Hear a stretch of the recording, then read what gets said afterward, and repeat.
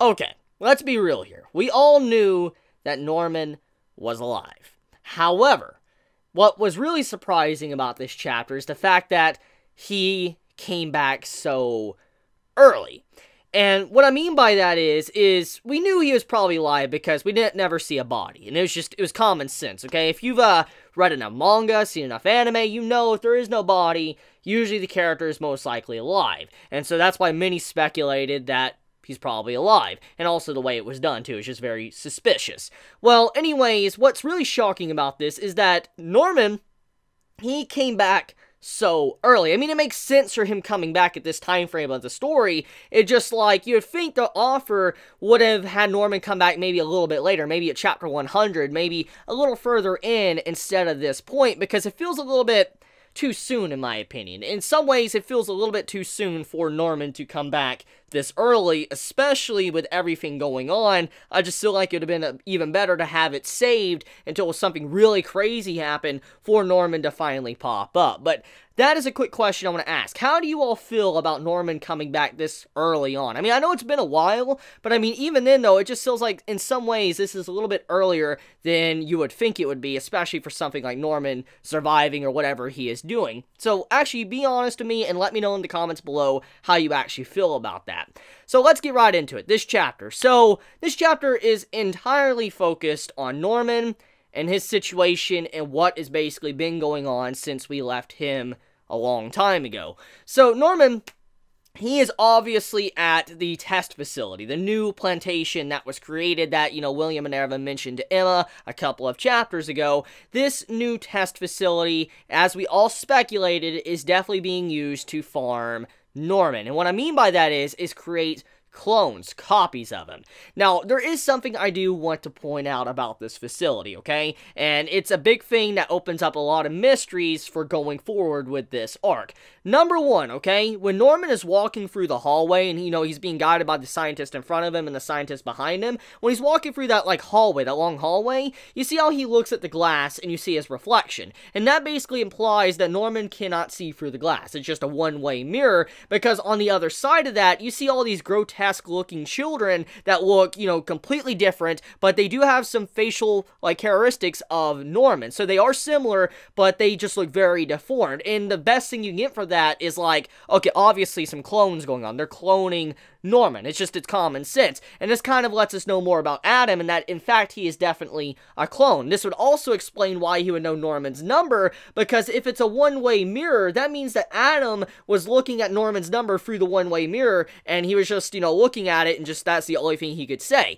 So that's basically what I want to point out is that from the way this chapter is done, it looks like Norman was not even aware of the clones. And he even says in this chapter, he's the only human cattle here. So it makes you wonder, how did Adam get out in the first place? I mean, for Adam to get out, that would mean that if Norman didn't do it, then who let him out? Either A, there's something else going on here. Maybe, I guess helpers of William Minerva set him free. Maybe one of the scientists, or something else exactly happened. But definitely, it doesn't look like, Norman let Adam free. Now, if Norman did, most likely the number he's saying, Norman's number might be some form of a Morse code or something. It might mean something. That's why he's saying it constantly, repeatedly. Maybe that's something there. Maybe it's a message. But I just wanted to point out that from the way this chapter is done, it doesn't look like Norman set Adam free. So Adam got out somehow, some way else from Norman. Now, let's talk about the living situation and what Norman has been going through. Number one, Norman appears to be waking up every morning at 6 a.m. And around 8 a.m., he goes and takes a test. And now, this is a daily thing, according to what the scientists are saying. Every single day, they take Norman to this test facility, or this, test section, to give him a test similar to how the farm was.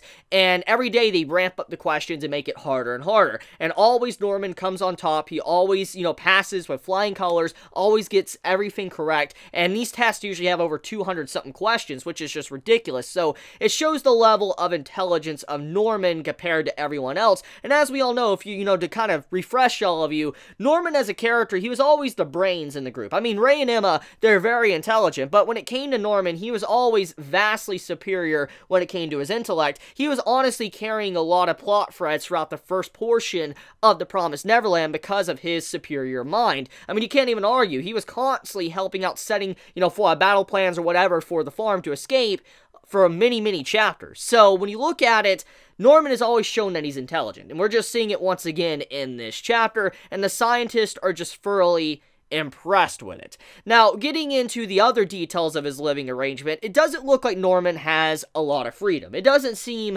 like he is able to really move a lot around. Usually when nobody's really watching him, he's like secluded in this room that's locked up by like a big door and ventilation shaft to, you know, the like where the toilet is and all that, like all the different like little routes new things come in or things leave. It has it to where they're all locked up and he cannot escape through. So he can't go through like, you know, a septic tank pipe or whatever. He can't go for a ventilation shaft because the holes are too small. The door is locked up, and apparently there is 6 cameras watching him every single time. And also the utensils that he's given to eat with, they're all plastic, so there's no metal to where he can make a weapon, a makeshift weapon with it. So there's a lot of things that we could see that they're being very careful around Norman, and they're not giving him any tools to be able to escape with, and they're being very cautious with the way the facility is set up. Now, there is a big thing that we gotta also mention.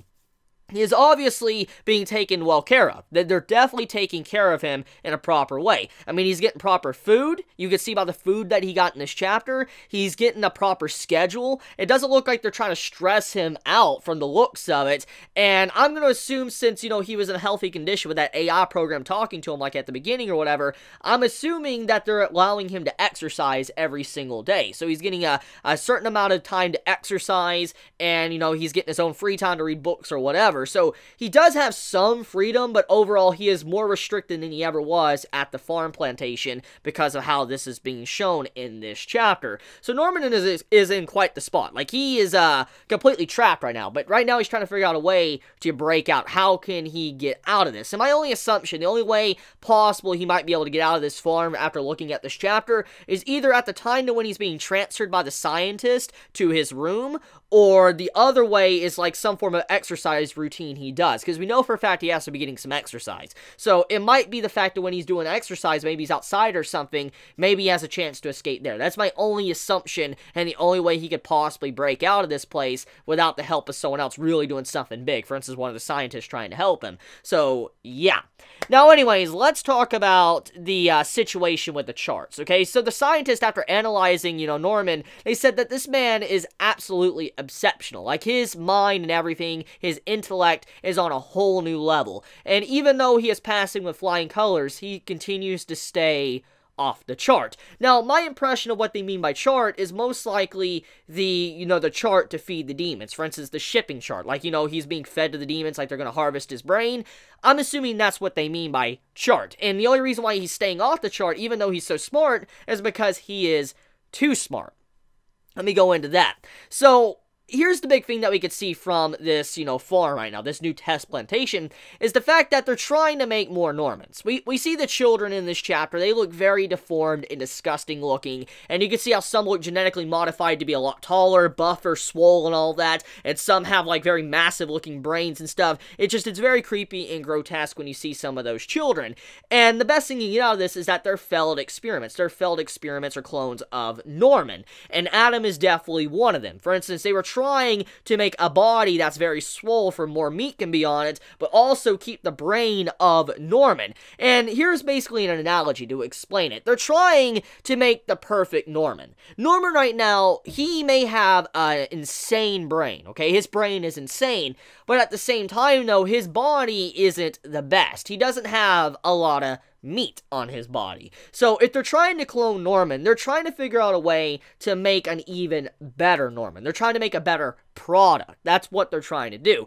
And so they're trying to make like something along the lines the body of Adam or the other child we saw in this chapter that was very buff and muscular with the brain of Norman. That's what they're trying to create. But as we can see, they have not successfully managed to create that at all. And so that is why Norman continues to stay off the charts, is because they cannot create something like him yet. Now, basically what this lets us know is that Norman, he's on borrowed time. He is on borrowed time. There is no way that he's going to forever be safe. And eventually when they come to the conclusion that they know how to create another Norman, that means Norman is going to be put on the chopping block. He is going to be chopping block, because if they can make something even better than him, a product better than him, that has a better body and also the mind like him, then Norman is up for the dogs. He'll be fed to the demons like it's nothing. So that's the only reason why he's probably alive at this time, is because he is just so rare of an ingredient, or, you know, a product, that they just cannot get rid of him at this moment, which is what is saving his life. So that's pretty cool. It's kind of like this. It's kind of like how we are as a species, what we do to food and animals and stuff. I know there's some scientists that genetically engineer some meat to some fruits and vegetables to be able to taste better and, you know, harvest better for farmers. And that's what's pretty much going on right here. You have it to where these scientists are trying to create a perfect Norman to be able to be a product for the demons. And they're trying to make it in a way to where it's even better and surpass what Norman is. But they are not having any luck at all. So, I find this entire chapter very fascinating, because it lets us know what Norman has been going through, but also what he has to overcome to get out of here. Now, the question is, does he have any allies here? That's to remain to be unseen.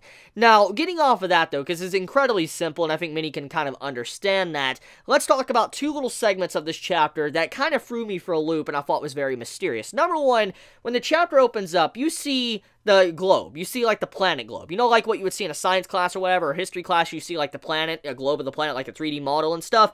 Well, you see the globe in this chapter, and you see how it looks like the planet Earth, all that round and everything, but if you take a very close attention to the globe, like if you look at it, the globe is kind of blacked out. Like, you cannot see the landmass. You can't see the landscape of the globe, or what is on Earth. And that stands out to me. Why would the writer darken a portion of the landmass out where we can't really tell what the land really looks like? Unless we're not really on Earth. Unless there's something else being hidden by the writer. I just want to point that out. That was definitely something deliberately done in this chapter, and I'm curious to see what exactly that means. Now, the next thing to move on to is Peter. Peter also pops up in this chapter, and apparently what the person that made, you know, Norman have that very confused, like, what face, was Peter. Peter popped up and adopted Norman.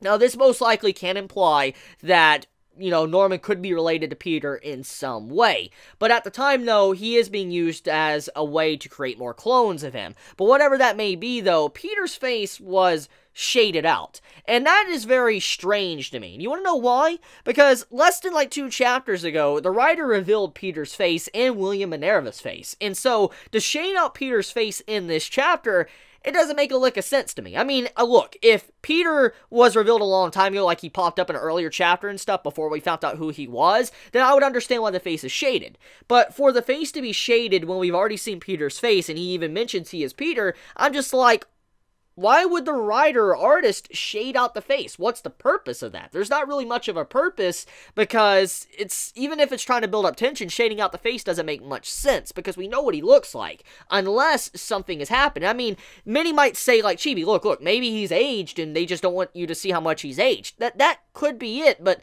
here's the thing, though. We know about 15 years have passed. We know 15 years have passed since William Minerva's message that Emma and all them read, or actually listened to, my bad. But even then, though, even though he's aged, that was to be expected. So that's still not a reason to mark off the face and kind of shade it, unless there's something really off with him. Either he's not Peter, and he might be William, or he has something wrong with his face. Like, his face might be messed up in some way. Maybe he has a missing eye, he has a big scar, gash down his face or something. Something is wrong with him. That's the only thing I could assume for the artist to hide Peter's face. That's the only thing, because it just does not make sense for me from a writing perspective when his face was already revealed a couple of chapters ago.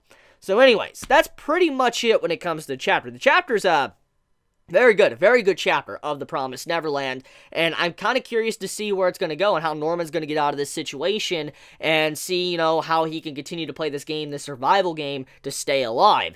But let me know your thoughts in the comments below, how you felt about this week's chapter of The Promised Neverland. Did you enjoy it? Did you hate it? Please be honest in the comments below. And if you like my content, please subscribe. If you like this video, please leave a like. And I love you guys. You have a wonderful day or night, wherever you live. Please be safe. Chibi out.